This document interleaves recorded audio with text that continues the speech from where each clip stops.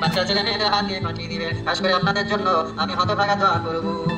মাশাআল্লাহ, আলহামদুলিল্লাহ। আহারে পিয়ার আমার জননী কোথায় না ছিল, ছিল কি না ছিল তা হাতে বোঝা গেল। কিছু টাকা একটা মানুষের হাতে দান করে গেল। কি দোয়া করিব আমি মায়ের অন্তরিতে, সহি সালামতে রেখো তাদের কারণে। কি দোয়া করিব আমি মায়ের অন্তরিতে, ইমানি হালাতে রেখো তাদের কারণে।